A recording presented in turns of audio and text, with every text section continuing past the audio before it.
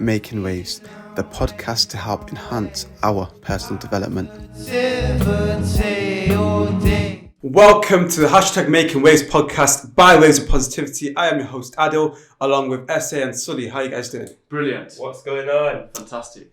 So, if we don't know who we are Waves of Positivity. We do community events as well as podcasts, radio, and what else do we do? That's charity events. Yeah, we do everything to benefit the people. That's where we're at. Fantastic. And today's podcast is going to be about desires, the human desires. And with the human desires, we're going to kind of dive into what it is. We're going to talk about personal desires, what create these desires, the roots of our goals and desires, because a lot of your desires are influenced by the people around you and what community you're in, how to use these desires for good, for charity work, mindset, stuff like that, and what are the downsides to these desires, being overworking, being selfish, obsessive, or the worst one, being greedy. And lastly, our final opinion on desires and if you should have them in the first place. If you think desires are good for the world and the community and whether they actually do anything for us. So to get started, what desires do you have? Let's start with SA. Going straight in, yeah? Straight in, man. Okay, so what desires do I have? That's a deep question. Why are you throwing me in the deep end like that? All right, you love going deep. If you listen to the last 3 of our podcasts, SA's the one who starts all of them. Yeah, this guy only talks about the deep stuff. Now I'm going to deep end. He's like, nah, I don't like it. Okay, so you see, as humans, obviously, we all have desires. It's natural, and desires can be of 2 types, really, truly good desires or bad desires. Things that bring you benefit or things that bring you down. And I'd say one of my biggest desires right now, something that's good, is that I'm really trying to grow as a personal development. So I'm really trying to connect with the spiritual side of myself. I have a desire to just explore nature, go out, watch sunset, sunrise, explore places around the UK and around the world. In terms of bad desires, just one example is probably... Ooh, so many to pick from. Oh wow! I didn't think he had a bad desire. I think he's is it cannibalism? Whoa. No, I'll be completely honest, and I'll put myself in a state of vulnerability right now, because that's what it's about. Deep down, I do have a desire to I like having attention. I like having the spotlight on me. I like people praising me and stuff like that. What a clout chaser. I'm going to put it aside. He's an influencer. We understand. Don't ever call me that. But you see, it's one of them desires that I've had for a while now, and over the last few years, I've been really trying to tame it and control it, because, like I say, it's a negative desire to have. Mm-hmm. But yeah, that's me. He made himself vulnerable there. That is amazing. And thank you for telling us about that. Now we know to be wary. You don't give him attention. So you can learn from his bad desires. Go on, bro. Your turn, Sully. What are you my 2 desires that I have that I would like to share is the desire of wealth and freedom. Mm-hmm. The financial freedom to live a life how I want, whenever I want, and without anyone telling me otherwise. Mm-hmm. And the other desire is probably binge snack eating or eating anything that I want without thinking about the calories or the fat or the bad things that are inside these foods. But it's that desire, like, why can't I have chocolate gato? Why can't I have a donut before my workout? I want to ask you, what's your favourite go-to snack? I'm probably feeding his desire. How well do you know him? What do you think it is? Yeah, go on. I know he likes his snacks that have going tea, like cakes and biscuits. Yeah, I do. I love sweet tooth, massive sweet tooth. But because I love teas. I'm with you on that, man. Cakes. Wait, what's your favourite? This is a bit off topic, but what's your favourite snack to dip in tea? You better say the right answer. There's only one right answer. There's only one right answer. We know. Well, I know there's rust on ice with tea, but that's not the answer. No. That's not the answer. That's not my answer. My answer. That's not the default one. That's not the go-to. I forgot the name of it now. Oh my god, it's the Fox's one. It's Finesse. Not the Viennese. They're nice as well, but I've had them. It's the circle ones with a hole inside like a donut, but it's thick chocolate. Like I think I know what you're on about. Foxes. Yeah, they're 2 peng, man. Oh yeah, I was gonna say chocolate biscuits, bro. That's the only one. Digestive. We were all up sync there, man.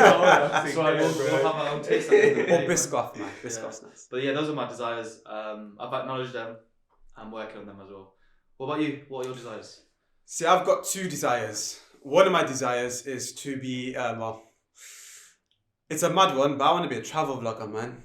Yeah. I really want to be a travel vlogger. You see, he wants to be an influencer. No, I'm not being an influencer, a travel vlogger. I just want to be paid to go to nice hotels and travel the world. That is my ultimate dream, man. When you say that, do you mean being paid whilst you're doing this, or being paid for doing that? Because what is you could have that financial freedom to do things like that, but you're not actually getting paid for doing that, but you have the freedom to do those things. Do you want it to be your job? Yeah. Or do you want it to be your job that you're getting paid to do these things? Either way, as long as I'm traveling. As long as you wake up in the Bahamas. Man. I'm just trying to catch as many flights as possible. 100%, man. I believe the world is to be travelled. Yeah, it does, man. Do you have a bad desire, or a desire that can cause any harm? I don't think I do, you know. Everyone does. You're an angel, but you know what? Maybe you just need to think about it. Yeah. Maybe you just need to think about it. Maybe if it comes up, you can always mention it. What created these personal desires for you guys? Like, what gave you these? What makes you want attention, or what makes you? So I know my root cause, which is why I'm actually able to work on it effectively, because I was a middle child. I don't believe like middle child syndrome is a real thing, but I just coincidentally I'm a middle child. Yeah. So I felt like as a child I lacked attention from people in my house, my friends. Because I had no confidence levels. Do you get me? Like I was just a quiet kid, so I didn't really get the attention. And I seen other people get attention. I was like, I want to be like that. I want people to notice me. And when I would come forward with ideas and suggestions, you would just be like brushed to the side. And so those are the kind of the underlying effects, like why I grew up to wanting desire. Why I grew up to have that desire to having attention. And I remember when I first started my public Instagram page, and I always be like, I need more likes, I want more comments, I want to talk to more people. And I realized like it was feeding me or driving me down this dangerous path where I was constantly after these kind of things, like compliments and stuff. Yeah. Especially when you're out in the public eye and like you go to the gym and like you put on a bit of muscle mass and be like, yo, like, complimenting you, and it used to feed my ego and stuff. And I realized that this is just not good for me, especially the days when I wasn't getting attention. Like I put on a banging post, or like I feel like one day I'm swole, or I'm feeling good, I've lifted heavy, like no one's complimented me. I realized that this is really not sustainable. It's not good for me. No. So I realized that let me focus this energy into other things, and like let me not put it to the side. Let me tackle it head on. So instead of looking for attention from anyone and everyone, I was like, let me earn the attention, let me earn the respect, let me earn it, and also let me only look for it in people that I value. So for example, back then, I didn't care, like it would be like an random Instagram account, unknown 123 complimenting, I get gassed, but now I realize it doesn't really matter. Like I just want compliments, or I just want attention from people that I value. So for example, you guys, or like my parents, like one of my biggest dreams, one of my biggest life goals is just for me, my parents to be like, yo, I'm proud of you. That's amazing. For me, that's the only attention that I seek right now, the people around me, the people that I love. So I've kind of sort of diverted it to that. Or there are still struggles sometimes where I feel like I've not been recognized for my work or whatever, but I'm realizing like I need to do things for me, and only some people's opinions matter, not everyone's. And I think that's how I've kind of like overcome it, or I'm becoming to a stage where I can overcome it. You're more self-aware. That's amazing. That's man. What about you, Sully? How are you overcoming your desires with a sweet tooth? With a sweet tooth, overcoming them is caloric deficit, watching my calories. So understand, because what it was before, I was blindly eating these things, thinking, my physique doesn't look bad, so I have the right to eat these things. Do you get what I mean? Like, I'm active, so I can have that. I have the right to. But then when you face the realities of things, that's when you realize that, you know what, these things are not good for you to have every single day. This was that's how I put on weight during the first lockdown. Every day I have biscuits and tea. Yeah, he got a little bit of a belly, innit? He's usually a six-pack guy, bro. He's a six-pack guy. Do you know what though? I can fully relate to him. Like my sweet tooth, loads of people just as bad, if not worse. I'm sure like when Ozza went to Holcombe Beach that time, everyone was like, yo, I can't take my vest off because you all got bellies. I was like, yeah, even X said, yo, I've got a little belly now. And I was like, you know what, I think every man gained the belly in that first lockdown. God knows where from. I think it was just the fact that we were less active than we usually were. And so the second desire, I wouldn't say I'm getting over it, but I would say I'm more open to it. The reason why I have the desire of becoming financially free and have a free life is seeing the problems of elders and people that I know, where they complain about their job, or they tell me that they can't pick up their kids from school. I'm like the opposite. I want to be, inshallah, one day if I have kids, I want to be able to pick them up from school. I want to be that active dad. I want to be that dad that can come home and do this at certain times. Not have a dad. I want my kids to have a dad that's actually part of their life rather than that always working Monday to Friday, 7 days a week. If I'm doing that now, I can build a foundation where I have more time in the future for family. So that's the desire I am chasing. A lot of people would disagree. A lot of people would say it's not a right life. A lot of people say chasing money is not good. But for me, it's not chasing money, it's chasing freedom. And whatever tool it takes me to get to that level, I'm going all out into it. But with an open mindset rather than being selfish or greedy along the journey. That's beautiful, man. And after you guys talking, I've realised my bad desire. Yes. He's found out his one bad desire. No. I've got several, but some I'm just not going to talk about. Of course. But I realised my bad desire is wanting to be good at everything. So do you remember back in 2018-19 when I had too much on my plate? Like, you guys are telling me, Aadil, you need to stop doing stuff, you're doing too much. It's because I wanted to be good at everything I was doing. Like, I thought I could learn everything at one go. Yeah, Aadil, you can't be the best looking guy and be the best at Instagram. Oh, don't even start that. Come on, guys. Don't even start that, man. But no, I wanted to be good at everything. I wanted to know how to do everything. And I think that's my bad desire. And I'm not over that. I still have that same thing where I want to learn how to do everything. They call it the jack of all trades. Yeah, 100%. And, but master of none. Yeah. So I'm still master of none. Okay, but no, alhamdulillah, I've actually started focusing on one thing. Yeah. But even with that one thing, I watch a video of someone doing something really cool, and I'll be like, you know what? I'd love to be able to skydive. I'd love to be able to jump off rocks and not jump off rocks, but be able to swim and jump into the water and stuff like that. Yeah, all of that. I want to learn how to do everything, man. I want to be do you know in movies where you get that one star guy who can just do everything? I want that, man. Too much Bollywood, isn't it? Yeah. But that's my bad desire. And I think overcoming it is just working on one thing and becoming a master of it. So it's not a skill you're talking about. You're talking more about doing crazy things. Yeah, being able to do everything, bro. The reason those guys can do those crazy things is because they know the safety, the precautions, and know how to do that thing. For example, base jumping isn't just base jumping. It's knowing how to fly whatever you're doing when you're base jumping, because you use one of them sky gliders, big suits, them things. You gotta be able to do those things. Definitely. But I want to be able to do all of that and learn it all. But obviously I can't. So I'm mastering one thing, and hopefully mastering that one thing will give me the income to allow me to master everything else. So it's overcoming it, basically. Yeah, it's overcoming it. Yeah, I just want to be good at everything, man. What do you guys think that you can? So the bad desires. Do you guys think that it's possible to one day completely get it out, it's eradicated, it's never ever gonna come back? Do you think it's possible? No, man, bad desire is always gonna come. And even if I do get over that one, there will be a new one. Yeah. I'll be honest, we haven't shared all of our bad desires. No We way. did. You can't physically share because you don't want to influence or make people think, oh yeah, I have that bad desire also, I'm not too bad. And no, if you have a bad desire, you need to work on that bad desire. I see desires as addictions. Good addictions and bad addictions. Yeah. And I always think that you can always relapse. 100%. So we want to understand how we can use our good desires for good, and then I want to highlight a couple of bad desires that people can go into, and actually just highlight why they're bad and how essentially, because I don't believe you can really overcome the bad desire. I think you can just tame it, or you can put it to the back of your mind, or you can just give that one up for a different bad desire that's not as bad. But how do we use our good desires for positive things, making the world a better place? For example, ways of positivity, we started it with good desires. We wanted to help the community in the world, right? We were all on the same page of that one, not even with the bad desires, but with a good one. So, Sully, tell me, how could you use your good desire for the benefits of others? If I can motivate myself and give myself a drive to reach the goal that I want to be at in terms of freedom or in terms of fitness, then that will allow me to share my story with people and inspire them to do the same thing. So that's how my good desire can help other people. For me, it's all about the mindset. You can go into the freedom mindset of in a bad intention or a good intention. Yeah. My intention is that it's not going to last forever, but it's for a good life, a happy life, and that's it. For others, it's straight for materialism, it's for greed, it's for boasting, it's for Instagram. If you're doing it with the wrong intention, even though it's good desire, it can end up in a bad way. If you do it with good intention and you renew your intention every single time, then it's always going to be a good desire, as long as you're helping others along the journey, for me, really.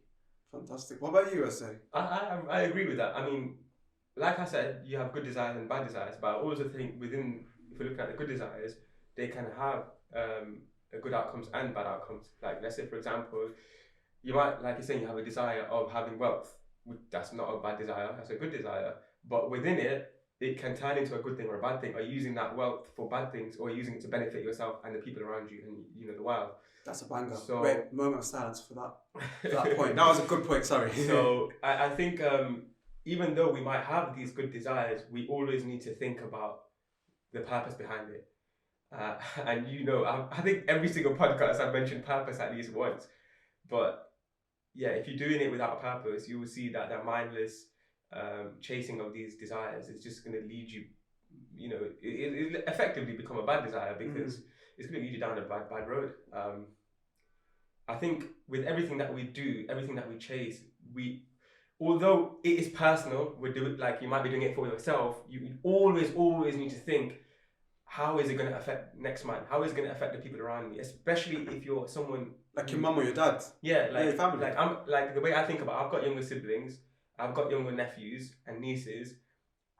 How do they perceive it, or how is it benefiting them in any way? And that's kind of like how I keep myself in check. That's really good, and actually put a point in my mind.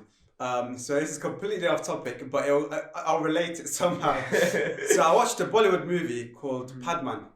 If you guys haven't watched it, you need to watch it. It's about a man who is married, and he's a welder. So he fixes things, or he creates things, like he engineers things. And one time his wife started her menstrual cycle. This is in India, in the slums, right? They live in a village. And in India, it's a taboo topic for men to be involved in it anyhow. Like the women have to sit outside of the house on a little balcony, and she stays there for 5 days isolating. Wow, I never knew It's that. really dark, right? Now, this is only back in 2014, by the way, or just slightly before that. Anyways, he doesn't like that. His wife has to stay away from him. He's deeply in love with his wife. So he says, I'm going to make, actually no, it goes back. He has to go to the store, and he wants to buy his wife the pads, right? But he realizes they're 55 rupees. For them, that's a lot of money. In a month, he probably makes 500 rupees or something like that. So it's a lot of money for him. So his wife says, no, I'm not taking it, because you got two sisters and a mum, and if you can't buy it for them, you can't buy it for me. So he's going to make one. And he goes down the whole story of how he makes one, and how he actually makes the machine that makes affordable pads for women. And what he does is that machine, he teaches women from different villages how to make it, how to use it, and he basically gives them jobs, number one, and also he gives them affordable pads. Now, for me, I think that's an amazing example of using desire for good. But the flip side was, he got disowned by his village. He was kicked out of his village. His wife left him because of embarrassment, because he was constantly trying to make a pad. Because men aren't allowed to hold a pad. They're not allowed to be near pads. They can't be near women. It's a taboo topic, right? So he was disowned, kicked out of the village.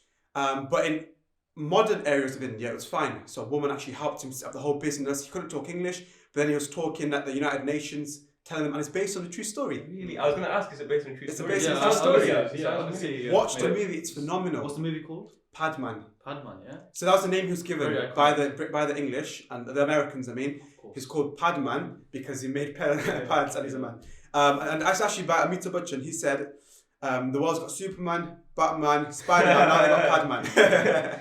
But it's phenomenal. He used that desire of wanting to, his love for his wife, and creating something so phenomenal. He helped most of India and most of the women get hygienic pads, because they used a dirty cloth before.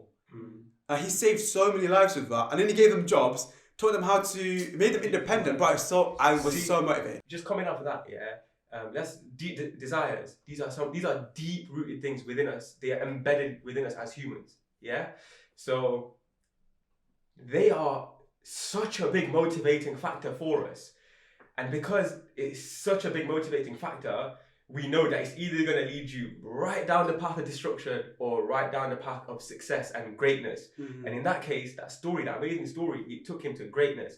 And he had to make sacrifices along the way, no doubt. And this is why I think it's such an important topic for us to talk about, and also for every single person to think about. Take time out every single day or every single week and just consider what are your desires, and influence them and direct them towards desires that you know that's going to take you through greatness, to greatness. We're basically talking about your why, really and truly, isn't it? Like a small part of your why. Yeah, it's I think desires are like up there within some of the. I think it's the biggest motivating factor. 100%, man. Like for me, wanting to travel around the world is why we've done vlogs before. We've done these different videos. I mean, even me. Like I said, one of my biggest desires is to make my mom and dad proud. So pretty much everything I do that's good, is to achieve that desire, that goal. Mm-hmm. So I think, man, it is, man. What about when you have that desire? When you reach that desire, do you feel like always, like you said earlier, there's always new desires, isn't there? There's new desires, but when you get it, do you feel like do you feel like it's given you that jovial moment of like, wow, this is so worth it? I know what you're talking about. You're talking about the what now moment. You've had this massive goal, this massive desire, you've reached it. We're talking about good desires, and you have that what now moment, like what do I do in my life? That, and if it was worth it, if it was worth chasing that desire once you got it. So I think this year, I spoke about this before. I think this is a point where so many great people or people with great potential have a downfall. So let's say, for example, a lot of kids in our day and age are lost in general. Yeah, so they go to uni. I'm just saying generally. So if the shoe fits, I'm sorry, but I'm just being real. Oh. Yeah? Let's say like you go to university, you've done your 3 years, your 4 years, 5 years, masters, whatever it is, and this was your goal since you were a child, and it was your parents' goal, and now you've graduated, and now you've been like, okay, what now? This was my goal for 18, 20 years of my life, whatever it is. What do I do now? And it's at that moment where you need to reevaluate, because it's that moment, that's the pinnacle. You've reached the top of this mountain. You're either going to stumble down the other side of that mountain, or you're going to see the next mountain that you want to climb and conquer. And you see so many of us fail to spot the next mountain, to spot the next hurdle that we want to go over. And this is where we see so many people falling down. I mean, how many people do you know, that the path is laid out, you graduate and you get a job, but they're really struggling to get that job, and they just give up, and they're just rolling down that mountain. They tumble down, and they get to rock bottom, and they're there for so long. How many people do you know, genuinely? I know people. Yeah, I've been told by people that like your life starts after your degree 6 months. You need to give yourself 6 months before you even think about what you're going to do next. But people are not given that heads up. Yeah. They think life's just going to continue after these. And uni's just one example. Yeah. I mean, we have it a lot. Like, I've been in that place where I've spent so much time, so much effort to achieve something, and I finally got there. And at that point, I'm like, okay, I've achieved it. Like, I've had that moment of greatness and success and celebration, but what now? Mm-hmm. And it's at that moment where you decipher if you're going to achieve greatness or this is the end. This is the end for you, and you're just going to. So I think the main things you really need to do is have all of that prepared. The reevaluation. Before you finish uni, have that prepared. Like, get yourself a little bit of a voluntary role at a company where we get the experience, etc. Is that those sort of things need to be done. Like, a lot of people just think, just uni, but you gotta get yourself into the door, man. You gotta get your foot in the door. You've got to make your connections. You've got to work hard. And I'll be honest with you, uni is one of the hardest things in the world if you do it properly. Yeah. Like, I want to give another example as well. Think about the celebrities that you know, the people who are at the top of the game. Like, for example, or even people that have conquered Everest. Like, there was an entire life thing to conquer Everest. And if you watch their interviews, they'd be like, okay, I've conquered Everest, but now what? Like, I've got no more main purpose, no more main desire. And you see they go down a road of depression, because now that their main positive, their good desire is fulfilled. I mean, you can conquer Everest again, but it's not the same feeling. No. Depends on the individual as well, isn't it, though? Yeah, so this is what I'm trying to say. So now that they've got no more main desire, they've got nothing to fill that void. A lot of the times people just go down the bad desires, because it's easier to fulfill bad desires. It takes less effort, really and truly, a lot of the times. The best example is footballers, man. Like, what do they do after their career? It's a very short career. Yeah. Like, from the age of, you start at the age of 4 or 5 years old in an academy, you build your way all the way through, then you get to the main club. By the time you're 35, 38, you're ready to retire. Then what? It's very, very few footballers make it onto pundits. Very few footballers make it into any of that, management, coaching, any of that. It's a very slim margin. I think it's slimmer than becoming a footballer. This is why they say that being in the process of chasing your desires, your good desires, is actually more beneficial than actually achieving it. And you'll see this happens in your life. You will see it happen. Like, you'll achieve something and you'll be like, oh shit. It's like Gary Vee says, the hustle. Yeah, it's the hustle. He loves the hustle more than the end. But it's not that. It's like, again, you look at it. again, my advice would be is you need to have a plan after you get that desire. And as well as that, I feel like it depends on the people. If you're someone that loves little things in life and you're grateful for so many things out there, you'd like be like, when this desire is done, you won't be like, oh, what's next, or I'm bored. You can be like, I've done this, alhamdulillah, I've done this, I've achieved this, I've got this. Okay, now I'm gonna work on the next thing. But a person that's prepared for something in life, they would already be preparing for what they're going to do next. That's what it is, yeah. Like Ronaldo has already said he's either going to go into Hollywood or he's going to go into management. Most likely Hollywood because he's a good-looking guy. You know, he's an athlete. He's got that thing. He'd be an amazing villain in like Hollywood movies. You know, with that Portuguese accent. But he's already made that plan, so he's not going to fall into, well, unlikely to fall into that depression of or break of what am I going to do now. It's similar to like businessmen or people that own businesses. They have like a revenue target. Okay, I'm going to hit 10k a month by this time at this date, but once they hit that 10k a month, it's going to be like, okay, now it's going to be 20k. It's a micro, so what is going to define however much you earn is going to suffice for you, like it's going to be good for you. That's the question you got to ask yourself. So that's why if you have a real reason, a real why after these desires, and it's for goodness as well, like for us, like we're doing ways of positivity to better the communities. Even if, let's say, one day we it's a lifetime goal. So let's say, for example, you clear. Let's put another example. Let's say someone that's stopping homelessness and rough sleepers on the road, and let's say, touching wood, one day there are no more homeless people. They're not gonna be like, what next, or haven't accomplished it now. What they're gonna find something next to do. Next could be prevention schemes to make sure people don't fall into homelessness, or they could go into other things. But it's only based on your positive mindset and your mindset of gratitude that you're going to be like, you know what, I've accomplished something, now I'm going to do something even better. Yeah.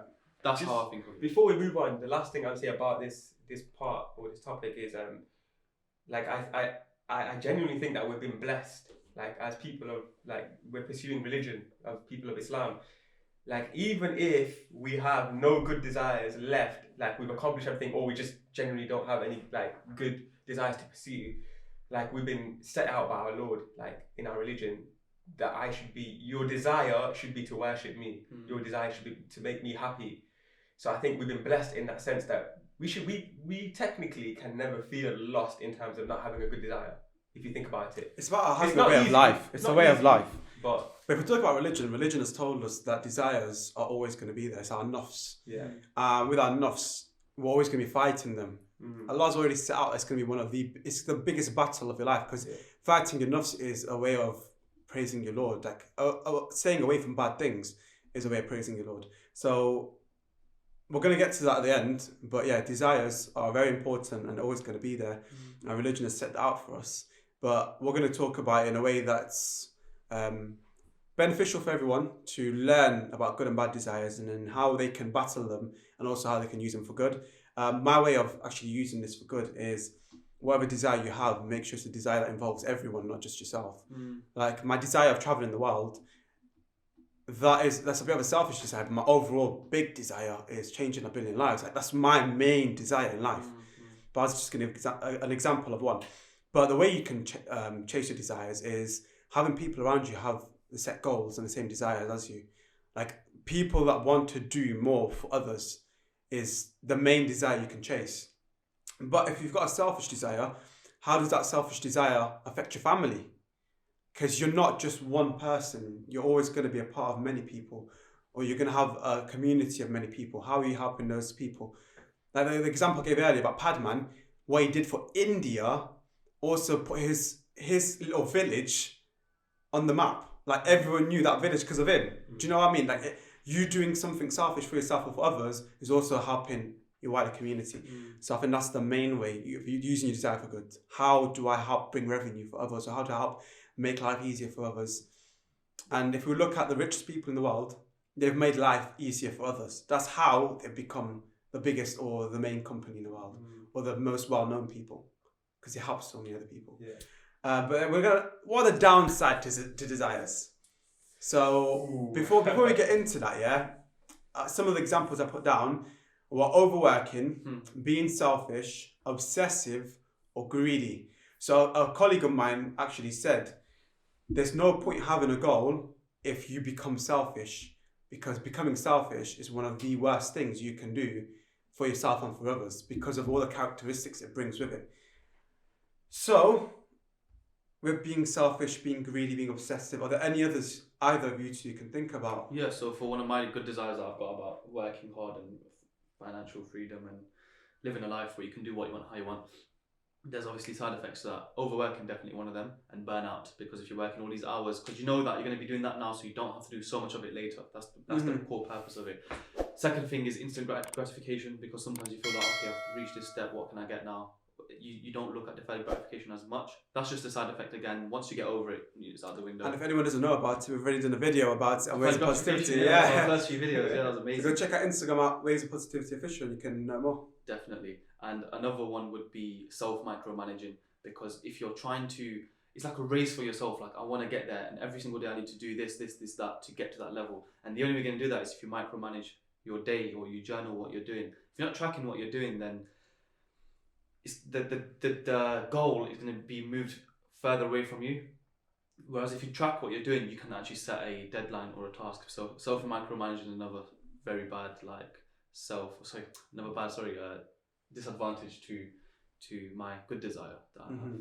Oh, fantastic. What about you, Essay? Do you have any stories for us as well? So, obviously, these bad desires that we have as human beings, boy, do they bring you down. Do they consume you, and they beat you from the inside, and eat you alive from the inside. Now, like I said earlier, desires are basically addictions. And if we're looking at the bad desires, they are bad addictions. We know they're bad for us. But the reason we do them, like you were saying, is to give us that instant feel-good factor, that dopamine, that hit of dopamine. That's what we're really addicted to. We're addicted to dopamine. And we rely on dopamine so much that we have become slaves of it. Like, oh, I'm feeling bad, I need to do this to get my hit of dopamine to make me feel good. And this is why they say that humans have become a slave, or become slaves to their desires, because we were a slave to dopamine. We're always looking for what can give us the next hit of dopamine the quickest way possible. And usually they are not sustainable, and they're not good for our bodies, for our minds, and for the people around us. So if we're just off the bat talking about some bad desires that are quite common, smoking, drinking, looking at things that you're not supposed to be looking at, consuming media or content that you shouldn't be, watching porn, etc. These kind of things, it's not mentioned a lot, but it has to be mentioned because it's a massive problem. It's something that most guys go through, most guys have to overcome, and we make excuses for it, like, oh, it's just one video, or it's just one cigarette, or it's just one sip. And I was watching this interesting talk by Islamic Sheikh, and he was saying, this is a bit off topic, but he was saying that, okay, if you're talking about just having one sip or one cigarette or one conversation or watching one video or whatever it is, it's like, let's say, for example, there's a path and it's going straight. 0 degrees means it's going straight. And like, for example, if you steer off 1 degree, okay, you're not that far away from the path, you're still close to it. But after you've traveled for 5 years, 10 years, 20 years, just having one cigarette, just watching one video, or just listening to one song or whatever it is, at the end of 100 kilometers, or the end of 25 years, how far are you from that path? Oh, man. See that 1 degree? SA has come through with bangers today, hasn't he, man? Yo. That 1 degree that we look over and we disregard will make, it's a micro change today, but it makes a macro change in the future. Yeah, man. And you see, like, this is. It's like, do you know when you're drawing a line? Sorry to interrupt you. Like, I'm just thinking about it. It's like when you're drawing a line on a piece of paper, right? And you're 1 degree off, or one, like, ever so slightly off. It's you can fully see it's a wonky line, isn't it? Yeah. That's what I'm picturing in my head when you said that. Yeah. and once you see humans, we don't understand things until it's happened to us or we visualize it. And that's why this point, like, for me, it hit me deep, and for you guys, it's hitting deep. And I'm sure everyone who's visualizing it right now is thinking, like, oh, wait a minute. Yeah, man. Oh, wait a minute. Wait a minute. I'm way off track here. And you see, this is the key point. Like, you need to visualize, like, where is this one wrong step going to take me? Yeah. And we've established that these bad desires take you down a road of destruction. So what can we do to, like, overcome them? And that's the conversation that we need to start having, like, more and more. So, in terms of, sorry, his point now, really think about it, guys, deep it. his point is so valid. Like, imagine going your whole life, even 1 degree off. You're going in a completely different direction, bro. You're doing Vin Diesel and Paul Walker, man. Whoa. So yeah, man. Wow. But in terms of like bad desires and stuff, having a bad desire, like everyone is going to have them. Like, I don't want us to put it down where it's something that you can't have in your life. Don't get obsessive with it. Just understand how it affects your life, like how you can overcome those bad desires and how you can steer away from them. Like, personally, with my bad desire of wanting to know and how to do everything, right? Like you said, it's a jack of all trades, master of none. Like, no one respect you. You're not going to have no value to bring. Like, you just know how to do everything at a very minimal stage. That's bad. So how to overcome it? I master one. And with your desire about eating, like if you eat too many cookies or too many biscuits, it's going to be unhealthy for you. Like, you're not going to look how you want to do. You're not going to be able to play with your kids when you're older. You're going to be unhealthy. So many bad sides. And with yours about wanting to be a clout chaser, right? Wanting to have attention. Clout chaser, bro. But wanting to have attention, like we all know how annoying it is for that one guy who wants attention all the time. Or like, imagine you have a conversation with someone and you're talking about your amazing story and someone else brings their story up. You're like, yo, shut up, man. Like, it's his limelight. Do you know what I mean? Like, get out. Spotlight, man. Fully, like, it's not healthy. But these bad desires, we've known how to like change it ever so slightly. So I think we can add value for people with other bad desires. Like a few common desires that you already mentioned. I want to bring a couple more in, right? So one bad desire I want to talk about is the bad desire of not controlling your eyes, like constantly looking at other people and how it can get deeper, right?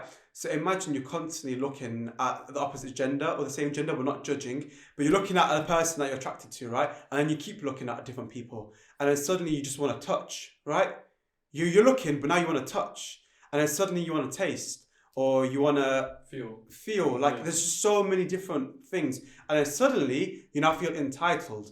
And that entitlement can bring in even worse things, right? 100%, man. Things where you now decide, that person has no value to me. They're just what I desire. That I'm gonna you objectify it, and now you take control, or you now want to do worse things. I'm not gonna get too deep into it, but this is just an example of how deep your desires, when they become deep rooted in a person, can grow and a snowball effect where it becomes so much bigger than just a small desire. It becomes a major desire. So I want to actually highlight that these desires, and this is the reason we brought this topic up, because at the moment it's very big and a lot of people are being exposed, etc. We just want to make you realize that they start from desires. So have you guys, like, what do you think about this? What advice can you give, etc.? There's a quote that I think encompasses what you were saying. So to have an evil desire is human. It is natural. But to control it is what makes you an honourable human. And obviously the opposite, it goes without saying, to not control it and to let your desires take over your mind, take over your actions, obviously it's inhumane in a lot of cases. And I think that encompasses, very, very true what you're saying. We need to understand that it's natural. Like, come on, like, we're all guys. We're guys here, a lot of our listeners are guys.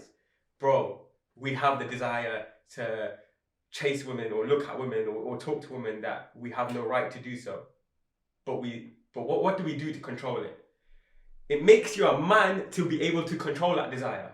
People these days think, oh, I can chat to that girl, I can do this with that girl, and I got this many girls, this is my body count. That's not what makes you a man. The things that makes you a man is the fact that you can control your desires. The fact that you can't control your desires shows that you're weak. We're just going to say it goes both ways, right? Even with women. 100%, it goes both ways. It goes both ways. Obviously, I'm a man. So I'm going to talk from my perspective. Yes. You know what I'm saying? And, once you think about it this way, like, oh crap, I can't control my desire to drink or to chat to this girl or do this or do that. Your instant thought should be, damn, I'm weak. I can't control myself. There's a desire, I tweeted this last year, I was like, so many people have this desire to have control, to have authority, control people, control land, control things, control land, whatever it is. But how many of us have control of ourselves? How many of us control our mind, can control our desires? And that's what it boils down to, in my opinion. 100%. And what you highlighted there about it being weak to not control your desires, there needs to be a step process. how everyone can control their desires. Yeah. And the first one is acknowledging your desire. Yeah. Like we already know our desires, right? That's why we spoke about our desires in the beginning.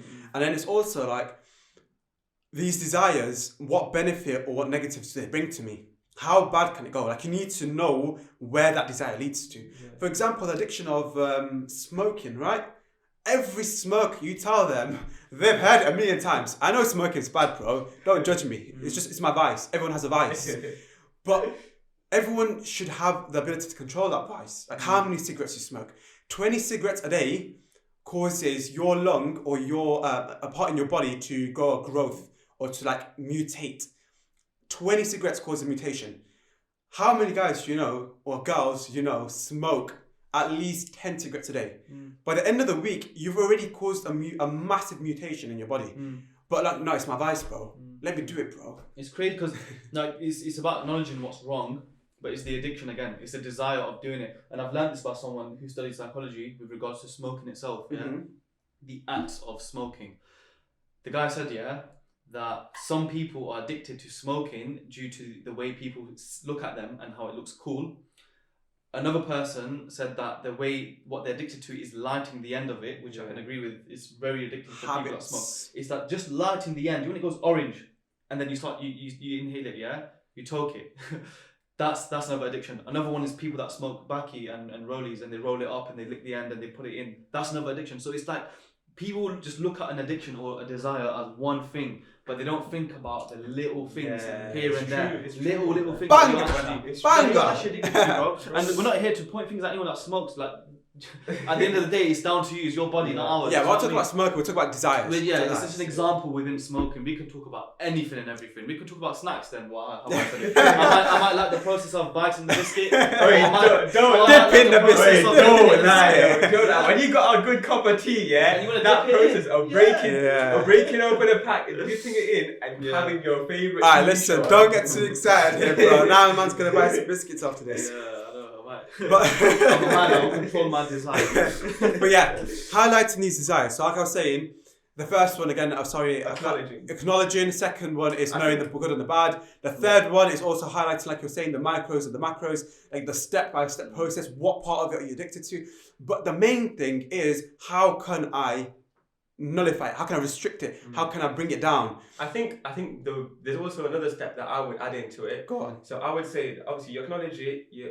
Sometimes it's a good or a bad desire. You can acknowledge that. But I think once you've realised that, okay, this is a bad desire, I think there should be a process within it where you say, can I steer this to become a good desire, or is this a desire that I need to completely eradicate? And I think because there's some things that you can turn into a good thing, and there's other things that you just need to get. Give us a quick example. Sorry. So, for example, again, if we're just talking about money, like, I have a desire to make money, like a lot of money, then you can say, okay, you know what, the money that I do bring, a certain percentage is going to go to charity. So it's beneficial. Yeah. But for example, like binge eating or binge smoking or binge drinking, 100% that is bad for you. So you need to eradicate that. Or you could become a bodybuilder and have bare protein, innit? Or you just know that needs to go. You need to cut it out. Yeah. But obviously, it's not something that you cut out instantly. Yeah, you need to be very wary. I was going to say, I think it's a step-by-step process. As humans, it's almost impossible, and we are taught this in our religion as well. It's almost impossible to cut something that's bad for you straight away. The only thing that's going to lead on is doing it worse or going straight back to it. Yeah. Like for me, if someone was smoking, I wouldn't even say stop smoking. I would say cut down on what you're smoking on per day. If your intake is 50 cigarettes a day, turn it to 25. From there, turn it to 15, to 10, to 5, to none.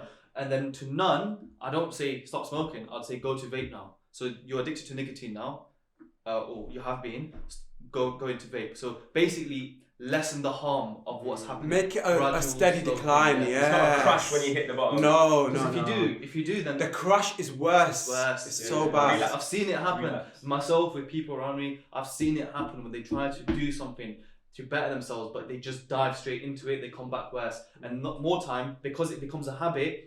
Doing that process becomes a habit. I'm going to stop smoking and then go straight back to smoking again. I'm going to stop smoking. So that habit of stop, cycle. It's a cycle. It's so hard to come out of it. So you've got to have that control first, as you said, have self-control. After self-control, build down, find an alternative that's better than it, and then take it from there, really. That's fantastic. I think we've really highlighted how to really bring down bad desires or what bad desires are out there.